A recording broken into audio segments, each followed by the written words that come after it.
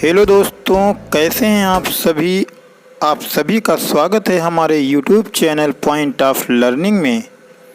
जैसा कि अब तक के हम 6 क्लास की इतिहास की जो कि एनसीईआरटी की बुक है उसके 9 चैप्टर कंप्लीट कर चुके हैं। आज हम जिस चैप्टर का अध्ययन करेंगे अध्याय 10 है और जिसका नाम नए साम्राज्य और राज्य है। बिना किसी देरी के चैनल को शुरू करते हैं। अगर आप चैनल पर पहली बार आए हैं या नए हैं तो हमारे चैनल को सब्सक्राइब कर लें और वीडियो को लाइक कर दें, बेल आइकन दबा दें जिससे आने वाली सभी महत्वपूर्ण वीडियोस की नोटिफिकेशन आप तक पहुंचती रहें। बिना किसी देरी के शुरू करते हैं हम आज का अपना अध्याय 10। जैसा कि आप स्क्रीन पर देख सकते हैं आपके सामने अध्याय 10 खुल चुका है। अध्याय का नाम नए साम्राज्य और राज्य। अरविंद राजा बना। अरविंद अपने स्कूल में खेले जाने वाले नाटक में राजा की भूमिका अदा करने के लिए चुना गया।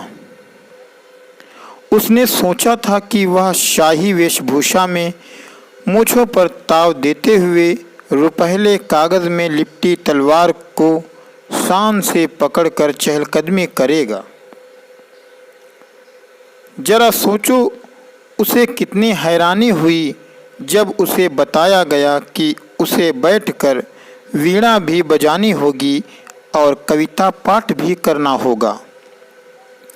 एक संगीतज्ञ राजा कौन हो सकता है, वो अरविंद सोचने लगा। तो जैसा कि आप इस अध्याय की शुरुआत में ही देख सकते हैं कि अध्याय का नाम है नए साम्राज्य और राज्य। और साम्राज्य और राज्य बिना किसी राजा या शासक के नहीं चल सकते। तो इस अध्याय की भी शुरुआत कुछ इस तरीके से होती है कि एक स्कूल में बच्चों का प्रोग्राम है और जिसमें अरविंद नाम का एक बच्चा है जिसे उस नाटक में राजा या महाराजा का रोल करना होता है। वह कल्पना करता है कि शाही वेशभूषा में होगा, हाथ में तलवार होगी, चहलकदमी कर रहा होगा। लेकिन जब उसको इस चीज़ के बारे में बताया जाता है कि इन सब चीज़ों के साथ साथ उसको वीणा भी बजानी है और उसको संगीत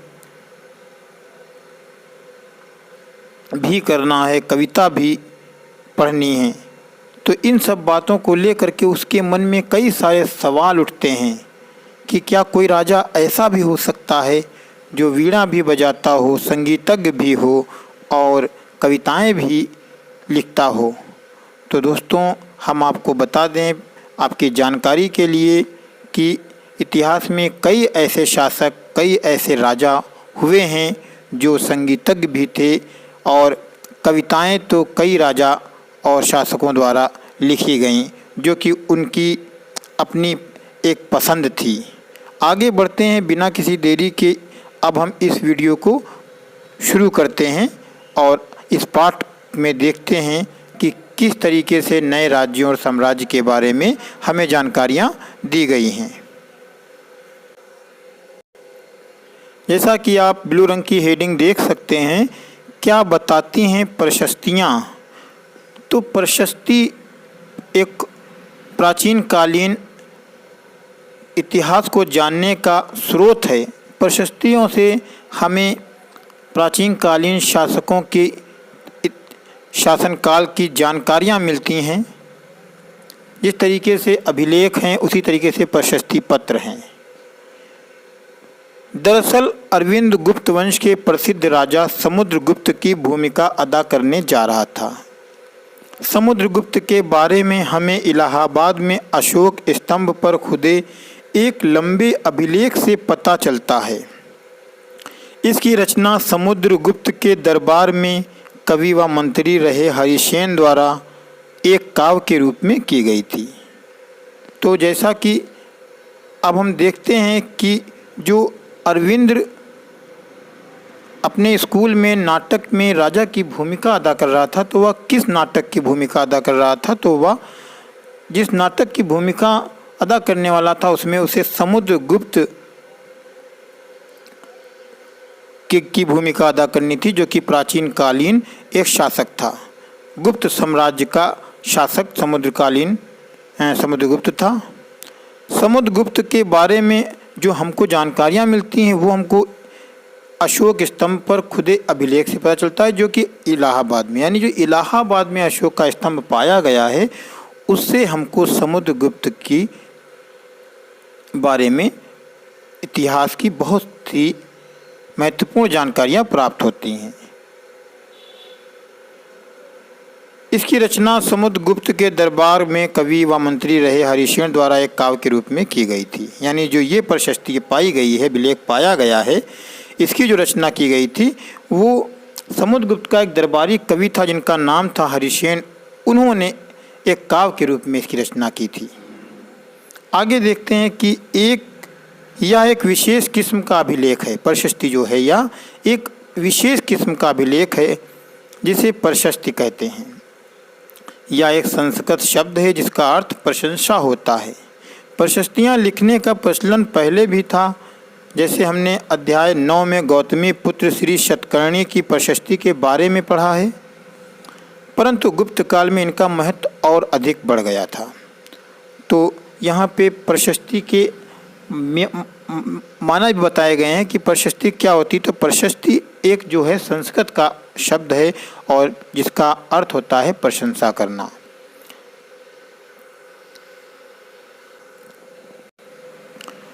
आगे देखते हैं समुद्रगुप्त की प्रशस्ति। आओ देखें समुद्रगुप्त की प्रशस्ति हमें क्या बताती है।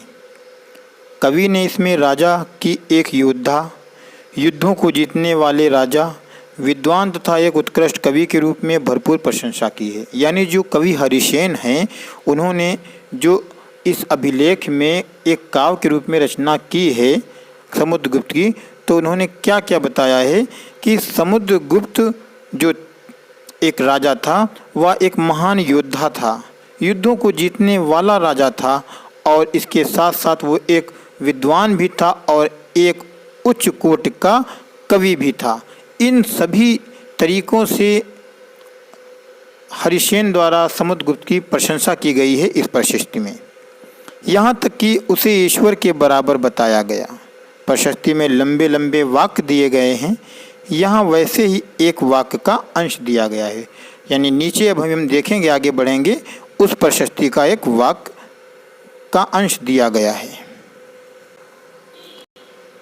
योद्धा समुद्रगुप्त, ये जो अंश आपके सामने से दिया गया, ये एक उसी प्रशस्ति का एक अंश है। इसी तरीके से वहाँ पे लिखा गया, योद्धा समुद्रगुप्त, जिनका शरीर युद्ध मैदान में कुठारों, कुल्हाड़ियों, तीरों, भालों, बर्छियों, तलवारों, लोहे की गदाओं, नुकीले तीरों तथा अन्य सैकड़ों हथियारों से लगे घावों के दाग से भरे होने के कारण अत्यंत सुंदर दिखता है। यानी सोचने वाली बात है कि कवि ने कितना सुखद वर्णन किया है एक ऐसे राजा का जो कि जख्मी है पूरी तरीके से, तमाम तरीके के हथियारों से, और उसके जख्मी होने के बाद भी उसका एक सुंदरता पूर्वक वर्णन करना, ये किसी कवि की ही जो कह सकते हैं, ये इस कवि ही ऐसा कर सकता है।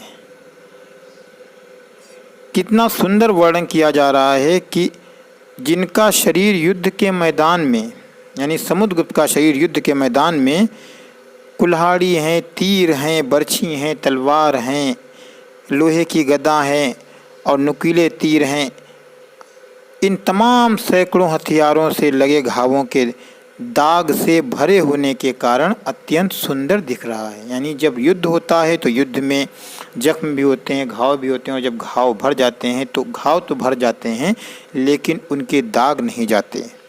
इस तरीके से जब दाग नहीं जाते हैं तो उसका एक सजीव और सुंदरतापूर्वक वर्णन हरिसेन द्वारा इस प्रशस्ति पत्र में किया गया है, इस अभिलेख में किया गया है समुद्रगुप्त का। आगे बढ़ते हैं, देखते हैं। अगर तुम मानचित्र 7 प्रश्न नंबर 105 को गौर से देखो तो पाओगे कि एक क्षेत्र को हरे रंग से रंगा गया है, तुम्हें पूर्वी समुद्र तट के साथ साथ एक क्रम में लाल बिंदु दिखेंगे, उसी तरह कुछ क्षेत्र बैंगनी और नीले रंग के भी दिखेंगे। तो चूँकि हम अब आगे काफ़ी आ चुके हैं, आप अपनी पुस्तक में प्रश्न नंबर 105 और मानचित्र नंबर 7 पे जाइएगा और वीडियो के साथ उसको देखिएगा, तब आपको पूरी तरीके से बात समझ में आएगी कि उस मानचित्र में कुछ क्षेत्र हरे रंग के हैं तो कुछ क्षेत्र लाल रंग के हैं और वहीं कुछ क्षेत्र बैंगनी रंग के हैं। ऐसा क्यों है? यह मानचित्र इस प्रशस्ति में प्राप्त जानकारियों के आधार पर बनाया गया है, यानी जो मानचित्र पुस्तक में आपकी दिया गया है इस प्रशस्ति के आधार पर ही बनाया गया है।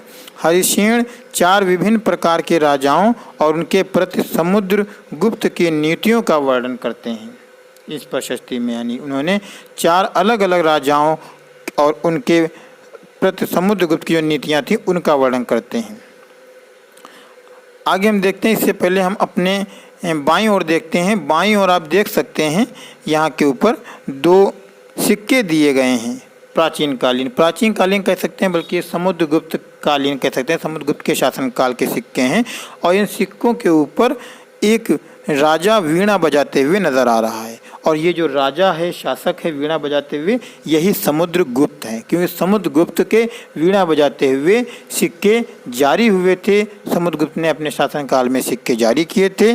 कभी कभी इस तरीके के प्रश्न पूछे जाते हैं, ऑब्जेक्टिव प्रश्न आते हैं, ज़्यादातर कंपटीशन में पूछे जाते हैं कि वीणा बजाते हुए सिक्के के ऊपर किसके चित्र को अंकित किया गया है या किस राजा को अंकित किया गया है, तो आपको ऑप्शन वहाँ पे जो चुनना होता है वो समुद्रगुप्त चुनना होता है। इसके बारे में थोड़ा सा हम यहाँ पर देख भी लेते हैं।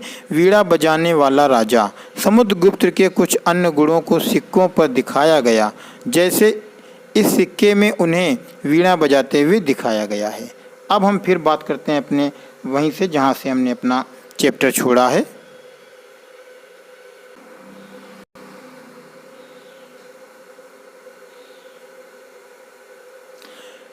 नंबर 1, मानचित्र में हरे रंग का क्षेत्र जो है आर्यावर्त के उन 9 शासकों का है जिन्हें समुद्रगुप्त ने हराकर उनके राज्यों को अपने साम्राज्य में मिला लिया। दोस्तों, आप जब भी मानचित्र को देखिएगा तब आप इसके साथ वीडियो को मिला करके देखिएगा, जैसा कि उसमें अलग अलग रंगों द्वारा चीज़ें दर्शाई गई हैं और इस प्रशस्ति के बारे में हमको जानकारी मिलती है। तो जो हरा रंग है, लाल रंग है, बैंगनी रंग है, उससे क्या प्रदर्शित करने किया गया है? तो जो हरा रंग है वो आर्यावर्त के उन शासकों का, जो 9 शासक थे जिनको समुद्रगुप्त ने हराकर उनके राज्यों को अपने साम्राज्य में मिला लिया था, यानी गुप्त साम्राज्य में मिला लिया था। नंबर 2 देखते हैं। इसके बाद दक्षिणापथ के 12 शासक आते हैं, यानी दक्षिण भारत के 12 शासक आते हैं। इनमें से कुछ की राजधानियों को दिखाने के लिए मानचित्र पर लाल बिंदु दिए गए हैं।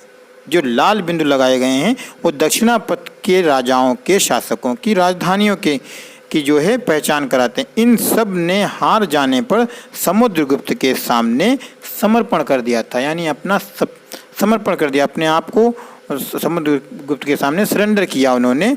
समुद्रगुप्त ने उन्हें फिर से शासन करने की अनुमति दे दी, क्योंकि जब आत्मसमर्पण या समर्पण व्यक्ति कर देता है तो राजाओं द्वारा युद्ध नहीं लड़ा जाता है और फिर वो जो उचित समझते हैं वैसा निर्णय लेते हैं। तो समुद्रगुप्त ने क्योंकि जब उन्होंने समर्पण किया तो उनको उनके राज्य में शासन करने की अनुमति प्रदान कर दी। तो ये हो गया लाल रंग। फिर आते हैं हम नंबर 3, पड़ोसी देशों का आंतरिक घेरा बैंगनी रंग से रंगा गया है। जो उस वक्त साम्राज्य के पड़ोसी देश थे उनका जो घेरा है वो बैंगनी रंग से रंगा गया। इसमें असम, तटीय बंगाल, नेपाल और उत्तर पश्चिम के कई गण या संघ, जैसा कि अध्याय 5 में हम देखा है हमने, आते थे। ये समुद्रगुप्त के लिए उपहार लाते थे, उनकी आज्ञाओं का पालन करते थे तथा उनके दरबार में भी उपस्थित हुआ करते थे। यानी चूंकि ये पड़ोसी देश थे और ये समुद्रगुप्त के दरबार में आना जाना लगा होता था, साथ साथ समुद्रगुप्त के लिए उपहार भी लाया करते थे। नंबर 4, बाह्य इलाके के शासक जिन्हें नीले रंग से रंगा गया है संभवतः कुषाण तथा शक वंश के थे। इसमें श्रीलंका के शासक भी थे। इन्होंने समुद्रगुप्त की अधीनता स्वीकार की और अपनी पुत्रियों का विवाह भी उससे किया। तो जो नीला रंग है वो हमें इस बात का संकेत देता है कि ये कुषाण तथा शक वंश के लोग थे और साथ साथ श्रीलंका के शासक भी इसमें सम्मिलित किए गए हैं। और इतना ही नहीं, समुद्रगुप्त की अधीनता श्रीलंका के शासकों द्वारा जो है स्वीकार की गई और अपनी पुत्रियों का विवाह भी समुद्रगुप्त के साथ उन्होंने किया। इस तरीके से संबंध भी स्थापित किए गए। मानचित्र नंबर 7 जैसा कि आपके सामने है, आप देख सकते हैं यहाँ के ऊपर ये हरा रंग, लाल रंग, बैंगनी रंग और इस तरीके से पूरे भारत का एक नक्शा दिया गया है। समुद्रगुप्त यानी कि जो हरा रंग था वो जिन 9 शासकों को हराया, उसके बाद में ये लाल रंग जो कि दक्षिणापथ के 12 लोग थे, शासक थे, उनको हराया गया। साथ में ये बैंगनी रंग आप देख सकते हैं जो कि ऊपर कुछ है और जो नीला है, इस तरीके से श्रीलंका नीली रंग की है। यहाँ से जो श्रीलंका के शासकों द्वारा भी अधीनता स्वीकार की गई और उसके बाद में अधीनता स्वीकार करने के पश्चात उन्होंने अपनी पुत्रियों के विवाह भी किए। चलिए आगे बढ़ते हैं और आगे हम अपने अध्याय को इसी तरीके से जारी रखते हैं। वंशावलियाँ कह सकते हैं कि एक पीढ़ी दर पीढ़ी जो चीज़ें चलती रहती हैं, वंश बाई वंश। अधिकांश प्रशस्तियाँ शासकों के पूर्वजों के बारे में भी बताती हैं, यानी उनके वंश का भी वर्णन मिलता है प्रशस्तियों में। यह प्रशस्ति भी समुद्रगुप्त के पितामह यानी कि परदादा, दादा, पिता और माता के बारे में बताती है। यानी जिस प्रशस्ति के बारे में हम बात कर रहे हैं, जो इलाहाबाद में है, उसकी बारे में बात कर रहे हैं। उनकी माँ कुमार देवी लिच्छवी गण की थीं और पिता चंद्रगुप्त गुप्त वंश के पहले शासक थे, जिन्होंने महाराजा धीराज जैसी बड़ी उपाधि धारण की। समुद्रगुप्त ने भी ये उपाधि धारण की। उनके दादा और परदादा का महाराजा के रूप में ही उल्लेख है।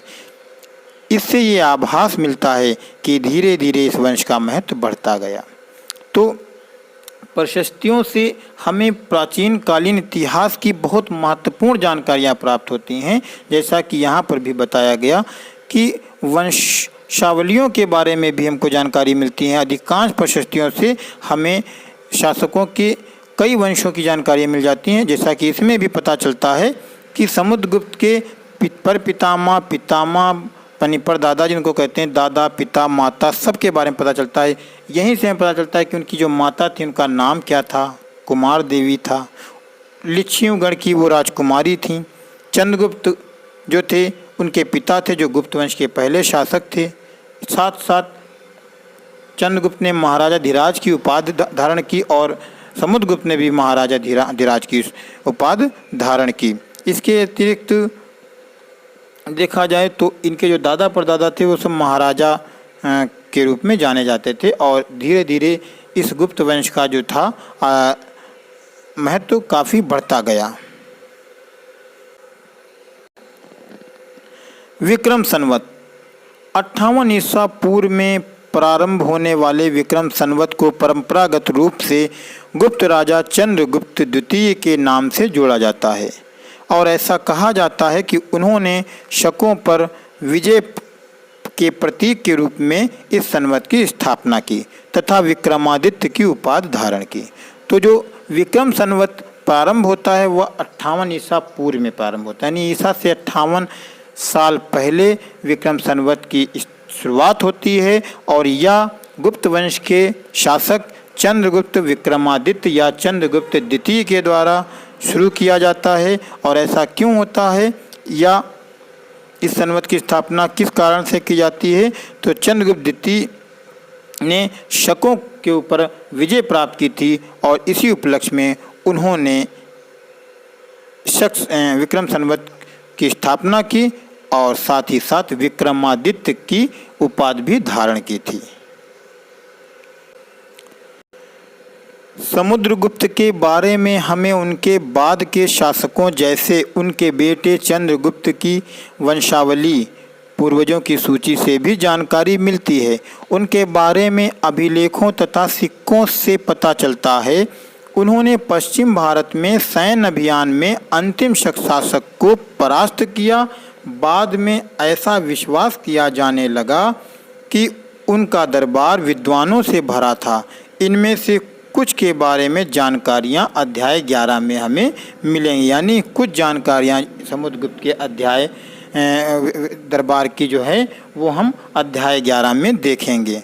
तो पता ये चलता है कि समुद्रगुप्त के बारे में और जो जानकारियां हैं वो हमें उनके पुत्रों के द्वारा भी मिलती हैं, जैसे कि चंद्रगुप्त द्वितीय की वंशावली से भी जानकारी मिलती है, और जो उस समय सिक्के जारी किए गए या जो अभिलेख उस समय के हैं गुप्त शासन के समय के, इनसे भी हमें समुद्रगुप्त के बारे में महत्वपूर्ण जानकारियां मिलती हैं। आगे बढ़ते हैं और देखते हैं हर्षवर्धन तथा हर्षचरित। तो चूँकि यहाँ पे एक छोटी सी जानकारी हमें गुप्त साम्राज्य की दी गई थी, क्योंकि गुप्त शासन के बारे में अभी हम जब आगे की कक्षाओं में पहुंचेंगे वहां पर हम विस्तृत रूप से इन सभी कालखंडों का विस्तृत अध्ययन करेंगे। इसके साथ हम दूसरे जो वीडियोस अभी शुरू करेंगे, हमारी एक MCQs की सीरीज़ भी जैसे कि चल रही है, क्या हम इतिहास का एक नई सीरीज़ जब विस्तृत सीरीज एक लेके आएंगे, उसमें भी हम शुरुआत प्रारंभिक इतिहास से लेकर के और आधुनिक इतिहास तक की एक पूरा वीडियो बाय वीडियो अध्ययन करेंगे। तो यहाँ पर देखते हैं हम, तो इसमें एक इस पाठ में सिर्फ उस समय के जो साम्राज्य या नए राज्यों का और वहाँ के शासकों के बारे में संक्षेप में थोड़ी जानकारियाँ दी गई हैं। जैसे कि अभी समुद्रगुप्त और इलाहाबाद की प्रशस्ति के बारे में हमने जानकारी प्राप्त की, उसी तरीके से यहाँ पे हर्षवर्धन तथा हर्षचरित। तो हर्षवर्धन 606 ईस्वी में शासन गद्दी पर बैठे थे, और हर्षचरित भी बहुत प्रसिद्ध ग्रंथ है। देखते हैं इसके बारे में भी हम पढ़ के तब हम जानते हैं। जिस तरह गुप्त वंश के शासकों के बारे में अभिलेखों तथा सिक्कों से पता चलता है, उसी तरह कुछ अन्य शासकों के बारे में उनकी जीवनी से पता चलता है। ऐसे ही एक राजा हर्षवर्धन थे जिन्होंने करीब 1400 साल पहले शासन किया। उनके दरबारी कवि बाणभट्ट ने संस्कृत में उनकी जीवनी हर्षचरित लिखी। इसमें हर्षवर्धन की वंशावली देते हुए उनके राजा बनने तक का वर्णन है। चीनी तीर्थयात्री ह्वेनसांग, जिसे हम ह्वेनसांग के नाम से भी जानते हैं, जिनके बारे में हमने अध्याय 9 में पढ़ा है, काफ़ी समय के लिए हर्ष के दरबार में रहा। उन्होंने वहाँ जो कुछ देखा उसका विस्तृत विवरण दिया।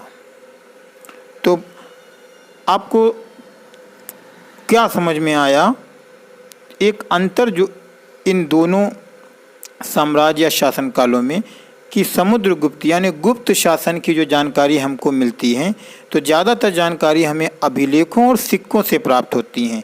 लेकिन उसी तरह हर्षवर्धन या वर्धन वंश की अगर हम बात करें, तो इनके बारे में जो हमको जानकारी मिलती है, जो बहुत विस्तृत जानकारी मिलती है, वो इनकी जीवनी जो कोई हर्षचरित के नाम से जानी जाती है, और जिसको लिखने वाला जिसके रचयिता हम कह सकते हैं कवि बाणभट्ट थे, उससे हमको जानकारी मिलती है।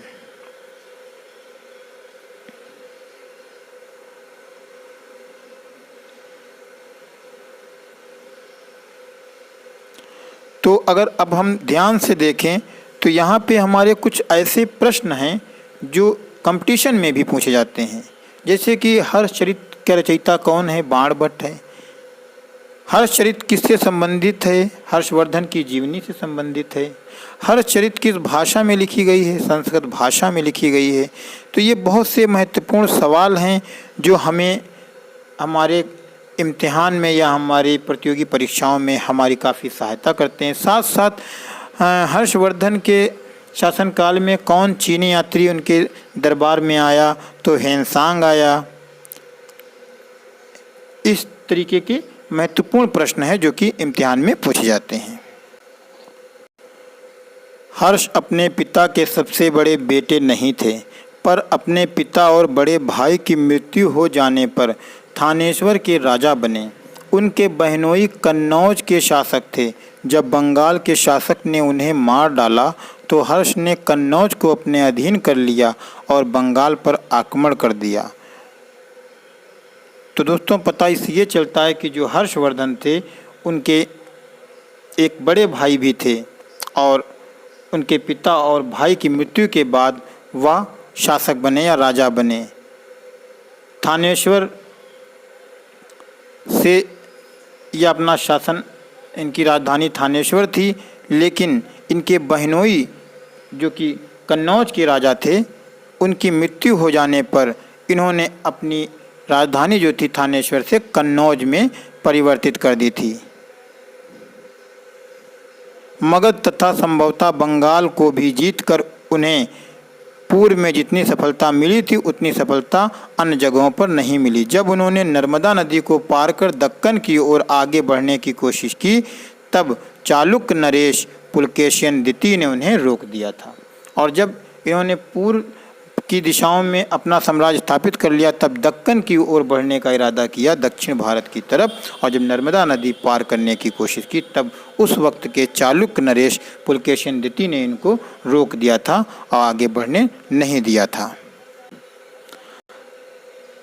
अब यहाँ से हम देखते हैं पुलकेशिन द्वितीय के बारे में, पल्लव, चालुक्य और पुलकेशिन द्वितीय की प्रशस्तियाँ, यानी इस वंश के जो प्रशस्तियाँ या अभिलेख हैं इनसे हमें क्या जानकारी मिलती। इस काल में पल्लव और चालुक्य दक्षिण भारत के सबसे महत्वपूर्ण राजवंश थे, यानी उत्तर भारत के राजवंश अलग रहे हैं और दक्षिण भारत के राजवंश अलग रहे हैं। तो दक्षिण भारत के जो राजवंश थे उनमें जो प्रमुख रूप से थे वो पल्लव और चालुक्य थे, जो दक्षिण भारत के महत्वपूर्ण राजवंश थे। पल्लवों का राज्य उनकी राजधानी कांचीपुरम के आसपास के क्षेत्रों से लेकर कावेरी नदी के डेल्टा तक फैला था, जबकि चालुक्यों का राज्य कृष्णा और तुंगभद्रा नदियों के बीच स्थित था। यानी दोनों के साम्राज्यों को बताने की कोशिश की। जो चालुक्यों का राज्य था वो कृष्णा और तुंगभद्रा नदियों के बीच में स्थित था, जबकि पल्लवों का राज्य जो था उनकी राजधानी कांचीपुरम के आसपास के लेकर कावेरी नदी के डेल्टा के पास थी। यानी कावेरी नदी के किनारे चालुक्य पल्लवों की का राज था, जबकि तुंगभद्रा और कृष्णा नदी के मध्य में चालुक्यों का राज्य स्थापित था और महत्वपूर्ण राज्य थे। चालुक्यों की राजधानी ऐहोल थी, यह एक प्रमुख व्यापारिक केंद्र था। ये भी प्रश्न आप नोट कीजिए कि चालुक्यों की राजधानी जो थी वो ऐहोल थी और ये साथ साथ एक व्यापार का प्रमुख केंद्र भी था। धीरे धीरे यह एक धार्मिक केंद्र भी बन गया जहाँ कई मंदिर थे।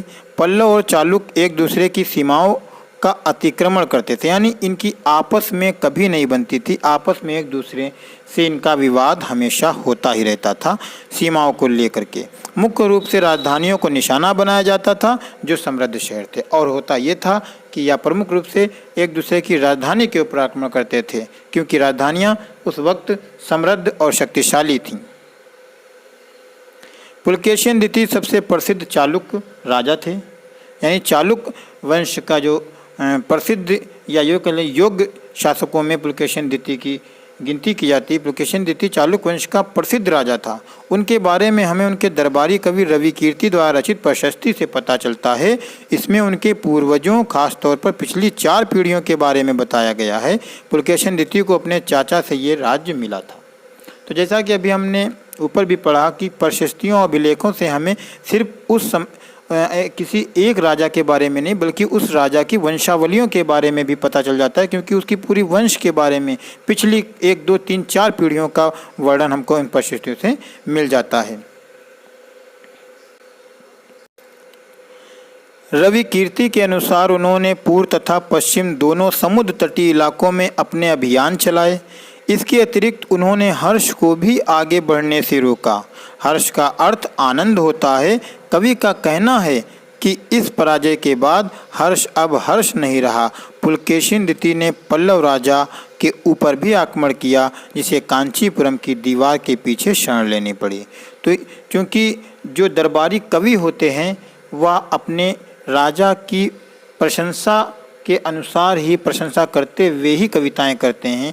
और रवि कीर्ति पुलकेशिन द्वितीय के दरबारी कवि थे और इन्होंने उस प्रशस्ति में उनका बड़ा ही सुंदरतापूर्वक वर्णन किया है और उन्होंने बताया है कि समुद्र तटीय इलाकों में अभियान चलाए गए, साथ ही साथ हर्ष को भी आगे बढ़ने से रोका। तो हर्ष का मतलब जैसे कि वैसे तो आनंद होता है, लेकिन यहाँ पे बात हर्षवर्धन की हो रही है कि हर्षवर्धन को नर्मदा नदी के तट पर पुलकेशिन द्वितीय द्वारा रोक दिया गया था। पुलकेशिन द्वितीय ने पल्लव राजा के ऊपर भी आक्रमण किया और जिसका परिणाम यह हुआ कि कांचीपुरम की दीवार के पीछे पल्लवों को शरण लेनी पड़ी। पर चालुक्यों की विजय अल्पकालीन थी, लेकिन चालुक्यों की विजय बहुत लंबे समय तक न रह सकी।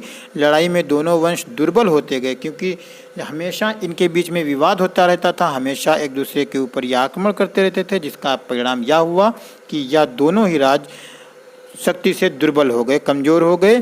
पल्लवों और चालुक्यों को अनंता राष्ट्रकूट तथा चोल वंश ने समाप्त कर दिया और इसका फायदा किसी तीसरे ने उठाया, यानी कि उस वक्त के राष्ट्रकूट शासकों ने और चोल वंश के शासकों ने इन दोनों ही राज्यों को समाप्त कर दिया। इनके बारे में विजय प्राप्त कर ली। इनकी बारे में हम विस्तृत रूप से इनका जो अध्ययन करेंगे या जानकारी प्राप्त करेंगे वो कक्षा 7 यानी क्लास 7 की इतिहास की बुक में हम इसका विस्तृत अध्ययन भी करेंगे। आप हेडिंग देख सकते हैं कि इन राज्यों का प्रशासन कैसे चलता था, यानी आपके शासक अपना शासन कैसे चलाते थे। पहले के राजाओं की तरह इन राजाओं के लिए भूमि कर सबसे महत्वपूर्ण बना रहा। तो चूंकि प्राचीन काल से ही कर व्यवस्था राजाओं ने लागू की थी और जो ज़्यादातर जो कर लिया जाता था वो भूमि से ही लिया जाता था, तो पहले के राजाओं की तरह इन राजाओं ने भी भूमि कर सबसे महत्वपूर्ण माना और प्रशासन की प्राथमिक इकाई गांव होते थे।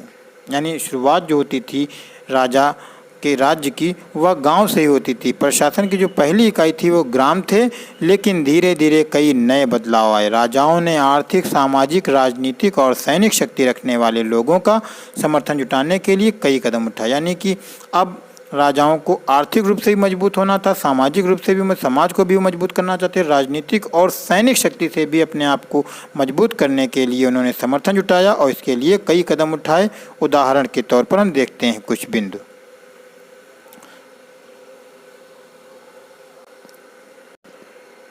कुछ महत्वपूर्ण प्रशासकीय पद पर आनुवंशिक बन गए। कुछ महत्वपूर्ण प्रशासनिक पद आनुवंशिक बन गए, यानी वंश अनुसार चलने लगे, एक के बाद एक। अर्थात बेटे अपने पिता का पद पाते थे, जैसे कि कवि हरिशेन अपने पिता की तरह महादंडनायक अर्थात मुख्य न्यायाधिकारी बन गए। कभी कभी एक ही व्यक्ति कई पदों पर कार्य करता था, जैसे कि हरिशेन एक महादंडनायक होने के साथ साथ कुमार मात अर्थात एक महत्वपूर्ण मंत्री तथा एक संधि विग्रहिक अर्थात युद्ध और शांति के विषयों का भी मंत्री थे। संभवतः वहाँ के स्थानीय प्रशासन में प्रमुख व्यक्तियों का बहुत बोलबाला था। इनमें नगर श्रेष्ठी यानी मुख्य बैंकर या शहर का व्यापारी, सार्थवा यानी व्यापारियों के काफिले का नेता, प्रथम कुलिक अर्थात मुख्य शिल्पकार तथा कायस्थों यानी लिपिकों के प्रधान जैसे लोग होते थे। तो बच्चों या साथियों, यहाँ पर ध्यान देने वाली बात यह है कि जो ये शब्द आए हैं ये शब्द बहुत महत्वपूर्ण है, क्योंकि जब हमारे परीक्षाओं में हमसे प्रश्न पूछे जाते हैं, प्रतियोगी परीक्षाओं में प्रश्न पूछे जाते हैं, तो वो इन्हीं शब्दों से पूछे जाते हैं और ज़्यादातर इनका अर्थ पूछा जाता है इनके बारे में कि इसका मतलब क्या है। तो ध्यान से आप इन प्रश्नों को पढ़िए और इनके अर्थों को भी पढ़िए कि जैसे कि अभी ऊपर आया महादंड नायक, तो महादंड नायक का मतलब क्या होता है, यानी कि दंड न्यायाधिकारी। फिर कुमार मात, तो कुमार मात क्या होता है, एक मंत्री का पद होता है। संधि विग्रही क्या होता है, ये भी मंत्री का पद होता है। और फिर देखते हैं जैसे कि नगर श्रेष्ठी, तो नगर श्रेष्ठी का क्या तात्पर्य है, तो आपको यहाँ पर याद रखना है कि बैंकर को कहते हैं, मुख्य बैंकर को कहते हैं। सार्थवा, सार्थवा क्या होता है, तो व्यापारियों का जो लीडर होता था उसे सार्थवा कहते थे। इसके साथ साथ प्रथम कुलिक, प्रथम कुलिक मुख्य शिल्पकार को कहते थे। प्रथम कुलिक कुलिक मुख शिल्पकार को होते। तो ये ऐसे शब्द हैं, यानी इन शब्दों को अगर आप याद करते हैं तो आपको आपकी परीक्षाओं में किसी भी तरीके की कोई कठिनाई पेश नहीं आएगी। इस तरह की नीतियों को कुछ हद तक प्रभावी होती थीं, पर समय के साथ साथ इनमें से कुछ व्यक्ति इतने अधिक शक्तिशाली हो जाते थे कि अपना स्वतंत्र राज स्थापित कर लेते थे।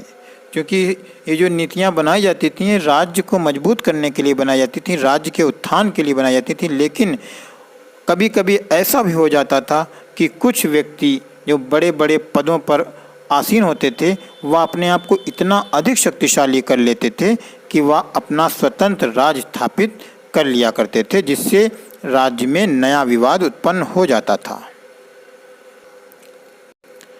एक नए प्रकार की सेना। कुछ राजा अभी भी पुराने राजाओं की तरह एक सुसंगठित सेना रखते थे, जिसमें हाथी, रथ, घुड़सवार और पैदल सिपाही होते थे, पर इसके साथ साथ कुछ सेना नायक भी होते थे जो आवश्यकता पड़ने पर राजा को सैनिक सहायता दिया करते थे। इन सेना नायकों को कोई नियमित वेतन नहीं दिया जाता था, बदले में इनमें से कुछ को भूमि दान दिया जाता था। दी गई भूमि से ये कर वसूलते थे, जिससे वे सेना तथा घोड़ों की देखभाल करते थे। साथ ही वे इससे युद्ध के लिए हथियार जुटाते थे। इस तरह के व्यक्ति सामंत कहलाते थे। जहाँ कहीं भी शासक दुर्बल होते थे, ये सामंत स्वतंत्र होने की कोशिश करते थे।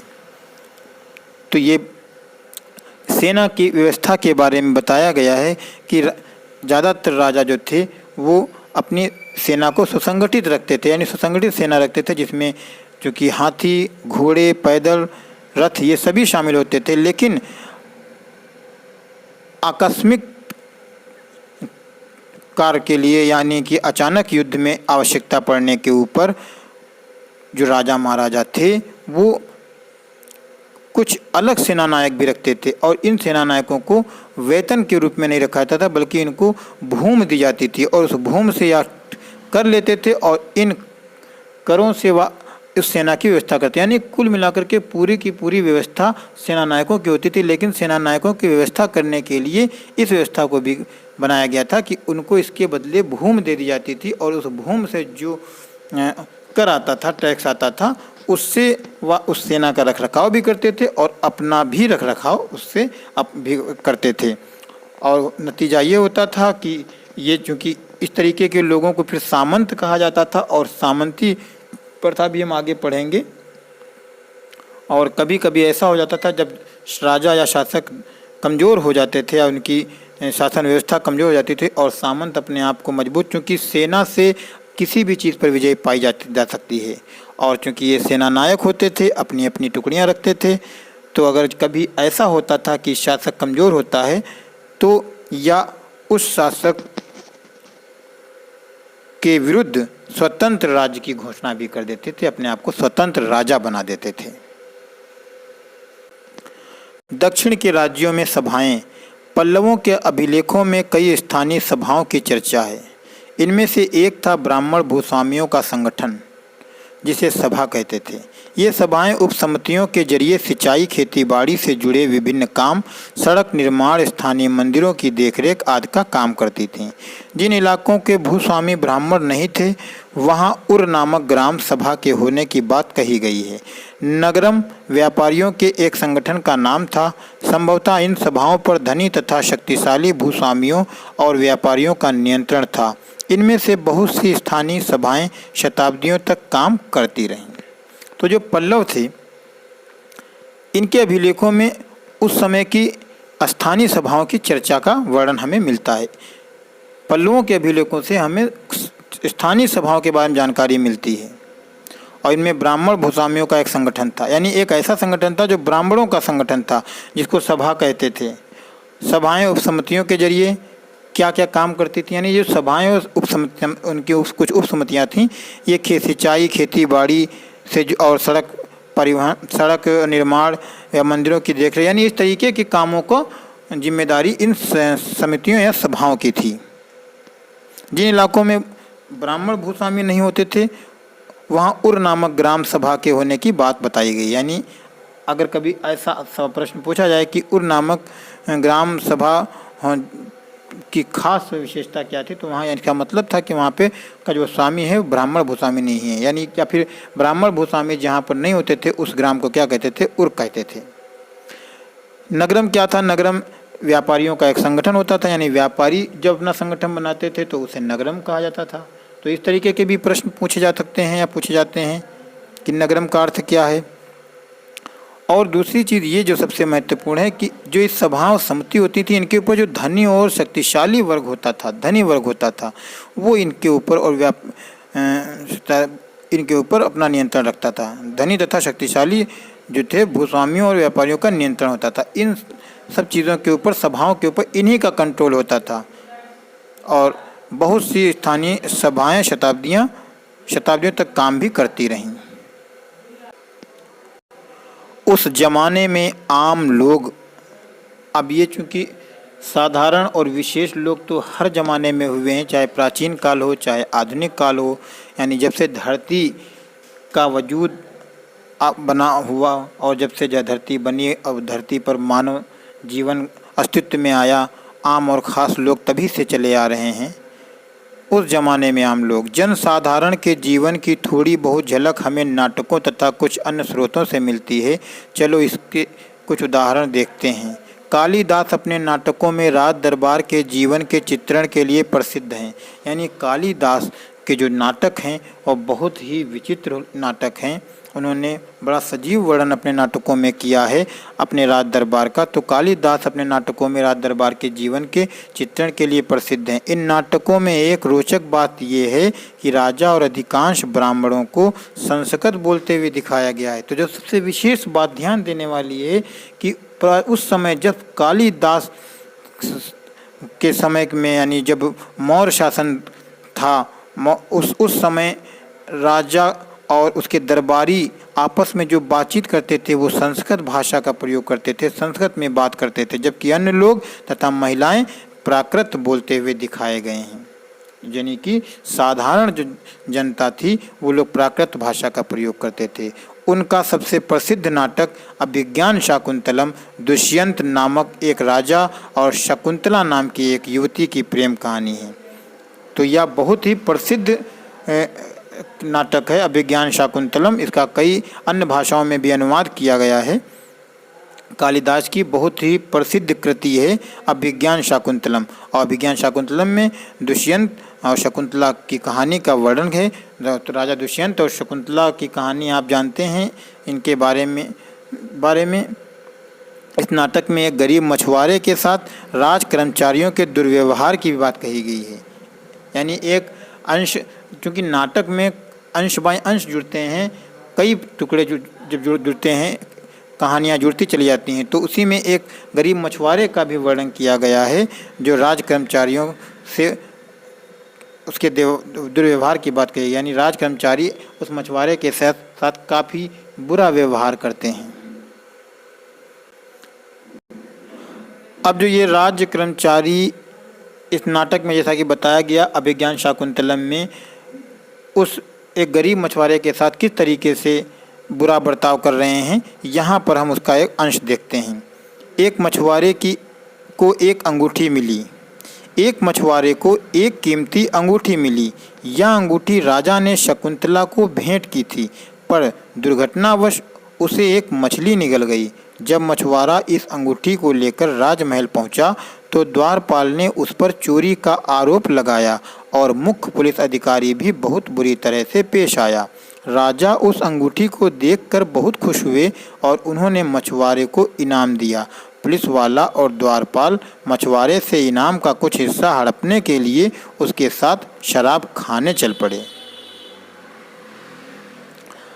अब यहाँ पर देखिए कि किस तरीके से जब ये राजा दुष्यंत ने शकुंतला को एक अंगूठी दी थी और अब वो अंगूठी मछली द्वारा निगल ली जाती है, और जब वह मछली इस मछुआरे के हाथ लगती है तो वह इस अंगूठी को लेकर के राज दरबार में आता है, राजा के पास आता है। लेकिन जो द्वारपाल होते हैं और सैनिक होते हैं तो उसके साथ अभद्र व्यवहार करते हैं और साथ ही साथ इसके ऊपर चोरी का इल्ज़ाम लगाते हैं। लेकिन जब यह व्यक्ति मछुआरा राजा के सामने पेश होता है तो राजा इससे बहुत खुश होते हैं, बहुत प्रसन्न होते हैं इस अंगूठी को देख करके, क्योंकि यही वो अंगूठी थी जिससे वो शकुंतला को ढूंढ सकते थे।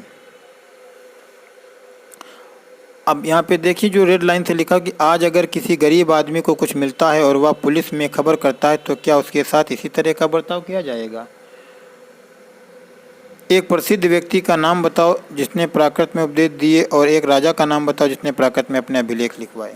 तो अध्याय 6 और 7 में देखो। तो जब हम पीछे पढ़ चुके हैं, थोड़ा सा अध्ययन आपको भी दोस्तों करना है कि प्राकृत भाषा में किसने उपदेश दिए। बहुत ही महान व्यक्ति द्वारा प्राकृत भाषा में उपदेश दिए गए हैं और प्राकृत भाषा में जिस शासक ने अभिलेख लिखवाए हैं वो भी बहुत महान शासक है। आप अपने पिछले अध्यायों का अध्ययन जब करेंगे तो आपको इसका जवाब मिल जाएगा। और जैसा कि अभी बताया गया कि आज भी जब गरीब आदमी पुलिस के पास जाता है तो पुलिस वाले उसके साथ सही से पेश नहीं आते हैं यहाँ। और इसकी तुलना में जब कोई धनी या धनवान व्यक्ति पुलिस के पास जाता है तो वह उसके साथ सही से पेश आते हैं। जो ये प्राचीन काल से लेकर के आधुनिक काल तक जो चीज़ें चली आ रही हैं उनमें परिवर्तन तो हुआ है, लेकिन अभी भी उनकी तमाम सी झलक देखने को हमको मिलती हैं। चीनी तीर्थयात्री फाशियन, जिसको हम फायान के नाम से भी जानते हैं, का ध्यान उन लोगों की दुर्गति पर भी गया जिन्हें ऊंचे और शक्तिशाली लोग अछूत मानते थे। इन शहरों के बाहर रहना पड़ता था। वे लिखते हैं, अगर इन लोगों को शहर या बाज़ार के भीतर आना होता था तो सभी को आगाह करने के लिए ये लकड़ी के एक टुकड़े पर चोट करते रहते थे। ये आवाज़ सुनकर लोग सतर्क होकर अपने को छू जाने से या किसी भी प्रकार के संपर्क से बचाते थे। ये एक जगह बाण भट्ट द्वारा अभियान पर निकली राजा की सेना का बड़ा सजीव चित्रण किया गया है। तो ये जो बाण भट्ट द्वारा एक सेना जब निकली थी राजा की तो उसका एक सजीव चित्रण अभी हम नीचे देखेंगे। लेकिन यहाँ पर एक चीनी यात्री फायान के द्वारा एक बहुत ही सुंदर वर्णन किया गया है। देख सकते हैं हम कि उसने उस समय के समाज के बारे में बताने की कोशिश की है कि लोग किस तरीके से छुआछूत की भावना से प्रेरित थे और छुआछूत मानते थे। यानी कि जो ऊंचे लोग थे और शक्तिशाली लोग थे वो निम्न वर्ग को अछूत मानते थे। यानी जो गरीब थे, निर्धन थे, ऐसे लोगों को। और इसके साथ ही इन्हें शहरों के बाहर रहना पड़ता था और जब कभी या शहर के अंदर दाखिल होते थे या बाज़ार में आते थे तो उनको लकड़ी के ऊपर एक टुकड़े से चोट करनी पड़ती थी, आवाज़ देनी पड़ती थी, बजाना पड़ता था कि वो लोग आ रहे हैं, जिससे कि बाकी लोग हट जाएं और उनके संपर्क में ना आ पाएँ। इस तरीके की धारणाएं भी प्राचीन काल में मिलती हैं। अब यहाँ देखते हैं बाणभट्ट द्वारा जब राजा की सेना निकली तो उसका एक सजीव वर्णन जो किया गया है। राजा की सेना। राजा बड़ी मात्रा में साजो सामान लेकर यात्रा करते थे। इनमें हथियारों के अतिरिक्त रोज़मर्रा के उपयोग में आने वाली चीज़ें जैसे बर्तन, असबाब जिसमें सोने के पायदान भी शामिल थे, खाने पीने का सामान, बकरी, हिरण, खरगोश, सब्जियां, मसाले आदि विभिन्न प्रकार की चीज़ें शामिल होती थीं। ये सारी चीज़ें ठेला गाड़ियों पर या ऊँटों पर तथा हाथियों जैसे सामान ढोने वाले जानवरों की पीठ पर लाद कर ले जाया जाती थीं। इस विशाल सेना के साथ साथ संगीतकार नगाड़े, बिगुल तथा तुरही बजाते हुए चलते थे। तो ऐसा तो हम लोग, अगर आपने पुराने जो टीवी सीरियल आते हैं, पुराने जो टीवी सीरियल हैं उनमें जो पुराने राजा महाराजाओं के जो नाटक देखेंगे तो आप इस तरीके की चीज़ें देखने को मिल जाएंगी। वरना हम पुस्तक में पढ़ करके सिर्फ हम कल्पना कर सकते हैं, पुस्तकों में हम पढ़ के इसकी कल्पना कर सकते हैं कि राजा अपनी सवारी से निकला हुआ है और उसके साथ इस सभी तरीके के सामान है और सामान के साथ साथ हाथी, घोड़े, ऊँट ये सब चल रहे हैं और सबके ऊपर अलग अलग किस्म का सामान लदा हुआ है। साथ ही साथ आगे एक नगाड़ा बजाने वाला होता है जो कि रास्ते को साफ करवा रहा होता है और बिगुल बजाया जा रहा है जिससे कि लोग जान जाएं कि राजा की सवारी निकल रही है, रास्ते को साफ कर दिया जाए। रास्ते में पड़ने वाले गांव वालों को उनका सत्कार करना पड़ता था। वे दही, गुड़ तथा फूलों का उपहार लाते थे तथा जानवरों को चारा भी देते थे। वे राजा से भी मिलना चाहते थे ताकि अपनी शिकायत या कोई अनुरोध उनके सामने रख सकें। तो चूँकि राजा जिस रास्ते से जब भी गुजरता था तो उस रास्ते में जो भी गांव पड़ते थे या उसकी प्रजा के लोग होते थे, उसके राज्य के जो भी लोग होते थे, प्रजा होती थी, तो वह उनसे मुलाकात करते, क्योंकि रास्ते में पड़ने वाले जो भी लोग थे वो राजा के आदर सत्कार या स्वागत के लिए आते थे और तरह तरह के उपहार, दही गुड़ वगैरह राजा के सामने पेश करते थे। साथ ही साथ वो राजा से शिकायत भी करते थे और अनुरोध भी करते थे जो भी उस समय की उनकी समस्याएं होती थीं। पर ये सेनाएं अपने पीछे विनाश और विध्वंस की निशानी छोड़ जाती थीं। अक्सर गांव वालों की झोपड़ियां हाथी कुचल डालते थे और व्यापारियों के काफिलों में जुटे बैल इस हलचल भरे माहौल से डरकर भाग खड़े होते थे। बाणभट्ट लिखते हैं, पूरी दुनिया धूल के गर्त में डूब जाती थी। तो जैसा कि आज आधुनिक समय में है कि जब कोई मंत्री किसी नगर में प्रवेश करता है तो तमाम शहर को साफ स्वच्छ कर दिया जाता है, लेकिन इसके लिए तमाम आम जनता को परेशानियां भी झेलनी पड़ती हैं। उसी तरीके से जब ये राजा की सवारियां निकलती तो जिस तरफ से निकलती थी, रास्ते में पड़ने वाली तमाम गांव ऐसे होते थे जो रास्ते के किनारे होते थे। इनकी झोपड़ियों को चूँकि हाथी और घोड़ों के द्वारा वो रौंदते हुए निकल जाते थे और इस तरीके से जब ये हलचल होती थी तो जो बैल होते थे किसानों के पास वो भी डरकर भाग खड़े होते थे, तो इससे भी उनका नुकसान हो जाता था और खड़ी फसलों का भी नुकसान हो जाता था।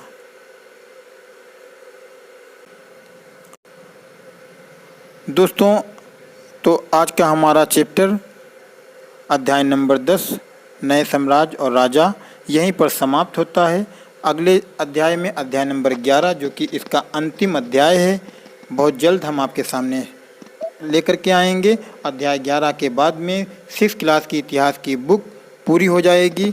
आप इनको अध्यायवार पढ़ सकते हैं और उसके बाद में हम 7th की बुक का अध्ययन शुरू करेंगे।